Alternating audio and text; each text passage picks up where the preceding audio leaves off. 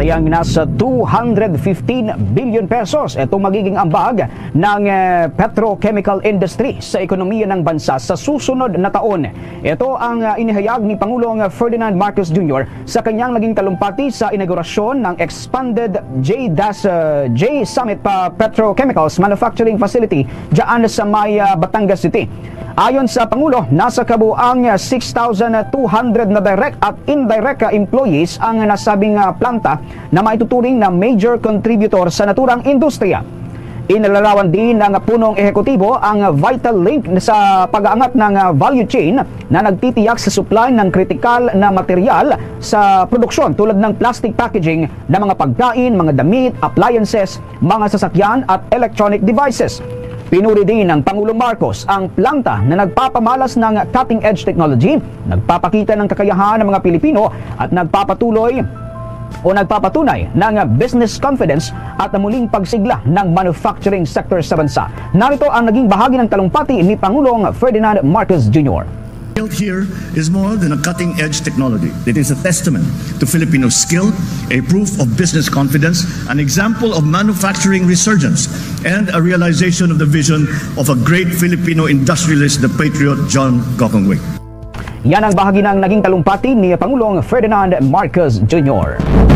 Sa iba pa nating pangunahing mga balita, pinagtibay ng Pilipinas at ng Canada ang kanilang defense cooperation sa pamamagitan ng paglagda sa isang Memorandum of Understanding sa pakikipagtulungan sa usapin ng defense. Ikinatuwa naman ni Defense Secretary Gilbert Teodoro Jr. ang pangako ng dalawang bansa na palalimin at patatagin pa ang kanilang relasyon. Nilagdaan ang naturang kasunduan sa tanggapan ng Department of National Defense kasama si Ambassador of Canada to the Philippines, David Bruce Hartman. Ang naturang paglagda sa nasabing kasunduan nakasabay ng ika-75 anibersaryo ng pagkakatatag ng diplomatic relations sa pagitan ng Pilipinas at ng Canada ngayong taon ay nagpapasimula ng kooperasyon sa pagitan ng mga establishmento ng depensa at militar ng Pilipinas at ng Canada. Ipinangako ni Teodoro na ang Department of National Defense ay nangangako na ganap ng pagpapatupad ng nasabing kasunduan, alinsunod huyan sa layunin na palakasin ang pakikipagsosyo nito sa pagtatanggol sa mga katulad na estado. Ipinarating din ni Hartman ang intensyon ng Canada na isulong ang relasyon nito sa Pilipinas at sa rehiyon gaya ng nakabalangkas sa Indo-Pacific Strategy ng Canada. Umaabot sa 24 na warplanes mula sa China ang nadetect ng umaaligid sa Taiwan. Ilang araw po yan matapos manalo ang kandidato ng Democratic Progressive Party na si Lai Ching-te sa Taiwan presidential elections kamakailan. Itinuturing kasi ng China na separatist ang president-elect ng Taiwan. Kung babalikan, binalaan nga ng China ang mga botante ng Taiwan na magkakaroon daw ng war and decline kapag nanalo ang Pangulong si Lai. Nagkalat din sa paligid ng maliit na lalawigan ang 55 mga barko. 11 naman sa 24 na nadetect na warplanes ang lumagpas na sa median lane ng Taiwan Strait. Ang pagpasok naman ng mga sasakyang pandigma ng China ay naghudyat ng gray zone o ang hindi malinaw na hudyat sa pagitan niya ng giyera at kapayapaan. Kung babalikan din, minsan nang nagpadala ang China ng 103 Chinese aircraft kung saan 4 na po dito ay lumagpas din sa median line noong Nobyembre yan nakalipas na taon. So ito mga sangkay, itong China ay nadiskubre po sa Taiwan na may mga umaaligid-aligid na puwersa ng China doon sa Taiwan. So ang tanong dito, ito na ba yung sinasabing paglusob para i-invade ang Taiwan muli nitong China? Nabisto ang China. Ayan o. Taiwan, nakadetect daw po ng large-scale Chinese military activity on airspace matapos daw po itong eleksyon. Kasi ngayon, di ba, yung na-elect mga sangkay sa Taiwan ay ayaw po sa China. Kasi gusto na nga po nila maging gusto na po nitong Taiwan na hindi maging bahagi ng China. Gusto na po nilang magsolo kasi ang Taiwan, tinatawag po ng China na probinsya. Kaya nga po may tinatawag silang pulisiya sa Beijing na One China. So kasama po doon yung Taiwan. Kaya nga lang ngayon mga sangkay, pangatlong beses na po ito na may na-elect na kung saan dire-diretso itong partido na ito na hindi na po halos matalo sa Taiwan. At gusto na po nilang humiwalay sa China dahil nga po hindi na po nila nagugustuhan kung ano man ang kanilang mga pulisiya. So ito, na-detect di umano ang malaking bahagi ng Chinese military activity. Okay, tingnan po natin. Yes, RK.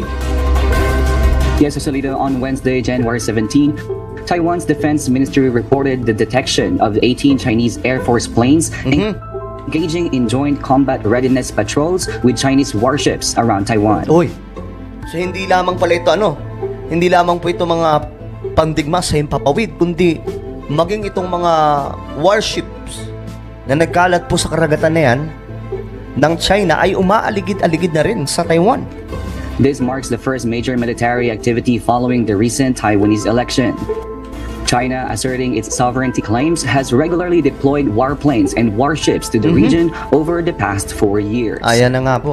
The Taiwanese military responded by sending its own forces to monitor the situation and activating air defense systems. Ayun, so nung nalaman nila mga sangkay itong large-scale Chinese military activity mula sa himpapawid at maging sa karagatan, nag-deploy din po sila ng military para pubantayan ang buo paligid ng Taiwan at maging alerto. Some analysts, mga sangkay, nagsasabi po sila na hindi po lusubin ng China ang Taiwan dahil nga po, kumbaga kalahin nila, kadugo nila. Pero mga sangkay, sa pinapakita po ngayon, mukhang baka ang mangyari kagaya po ng ginawa nitong Russia laban po sa Ukraine. Bigla na lamang pumutok ang balita na nag-umpisa na ang pag-atake ng Russia. The Defense Ministry emphasized that the security and prosperity of the Taiwan Strait region are interconnected with global development and stability, urging all parties in the region to share the obligations and responsibilities in maintaining peace. There was no immediate response from China's Defense Ministry on the said incident. Wala pong response ang China sa pagkabisto. So madali na lang kasi ma-detect kung noong World War II nga, di ba? Nadidetect po nila yung mga radar ba ang tawag doon? Basta nadidetect po ng teknolohiya nila at that time, mga lumang technology. Itong military activity, like for example, may mga papasok na mga jet fighter or mga warship. Nadidetect po. How much more ngayon, mga sangkay? Computer na po lahat Nadidetect na po lahat. So, kung ano ang aktibidad ng kabila, malalaman at malalaman po talaga. But earlier on Wednesday, China's Taiwan Affairs Office stated that its position on using force to bring Taiwan under its control was directed at foreign interference and a small number of separatists. Nako. So, ayun na nga po mga sangkay, naririnig na po natin itong banta sa Taiwan. Okay, na pepersahin po talaga. Kung hindi kaya ng pakikipag-usap, lalong-lalo na po ngayon, problemado po yung presidente ng China, itong si President Xi Jinping, dahil nga po yung na-elect na presidente ng Taiwan ay lalong ayaw po sa China. So lalo po silang problemado ngayon, mga sangkay. Kaya naman, possible po talaga na puwersahin na po itong Taiwan. Sana po, wag mangyari, pero kung magaganap man, wala po tayong magagawa dyan. Moreover, the office also mentioned the need to correct the Taiwanese population's biases against China. The United States, on the other hand, expressed its close monitoring of Beijing's actions and urged China not to use Taiwan's election as a pretext for escalation. Ngayon, so ang nasa likod naman po talaga na Taiwan, wala pong iba kundi ang Amerika. So grabe po yung change ng system nitong Taiwan. Noon talagang siyempre, sakop po sila ng China, yung tinatawag na One China, pero ngayon, mga sangkay, Amerika po yung nasa likod. Kumbaga, yung magpoprotekta, hindi naman po sakop ang Taiwan ng US, pero dahil nga po ginugusto po nitong Taiwan na magkaroon ng sistema ng demokrasya, ngayon, mga sangkay, ang nasa likod, wala pong iba kundi Amerika. The U.S. State Department has emphasized the importance of maintaining the status quo and preserving peace and stability in the Taiwan Strait. Lai Ching-te, the president-elect of Taiwan, who will take office on May 20, has offered talks with China but has been rebuffed. He has stated that peace and stability across the strait will be maintained, with the future of Taiwan to be decided by its people. Back to you, Joselito. Okay, mga sangkay. So, eto rin, binalita po ito sa international. 24 Chinese warplanes, 5 Chinese ships detected around Taiwan. Ito, may bilang po talaga. More than 20 Chinese warplanes were detected around Taiwan, with 11 crossing and a sensitive median line separating the self-ruled island from China. The military moves marked Beijing's first significant show of force since the weekend's presidential election. And Taiwan's defense ministry, which releases data daily on the Chinese military presence, said that 24 warplanes and 5 ships had been detected. Grabe, ang dami niyan mga sangkay. So, intro pa lamang ito, hindi ko alam, tinatakot dito yung Taiwan, no? Ito na talaga yung umpisa ng ano. Bagamat nag-deploy na kasi ang Taiwan ng puwersa po nila sa buong paligid. Pero mga sangkay, medyo nakakabahala pa rin talaga ito, no? 24 na ano? Chinese warplanes. Tapos may 5 rin pong warships ng ano? China na umaaligid na po sa Taiwan. So anong kasunod? Ito na bang invasion?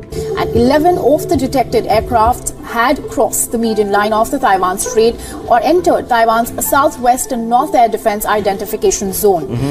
Now, democratic Taiwan has its own government, military, and currency. But China claims Taiwan as its own territory and has never renounced the use of force to bring it under its control. Taiwan has lived, nakalagay dito, for decades under constant threat of an invasion.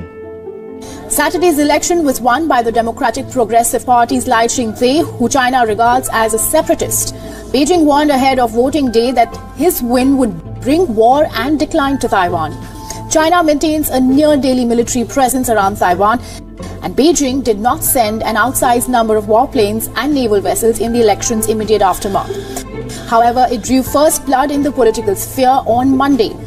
Pacific nation Nauru abruptly announced that it would switch diplomatic recognition from Taiwan to China, leaving Taipei with just 12 countries or states that still do.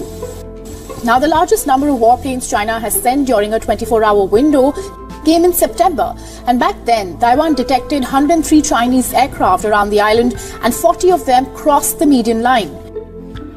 So, mga sangkay, ito na nga po, hindi po natin alam kung ito na po yung pag-uumpisa ng invasion ng China against Taiwan, na gusto nga po nila mabalik sa kontrol, no?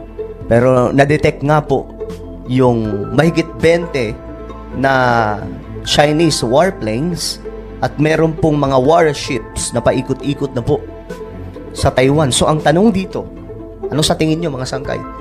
Ito na ba yung simula ng invasion o paglusob o pag-atake nitong China sa Taiwan na hindi na po nila makontrol? Just comment.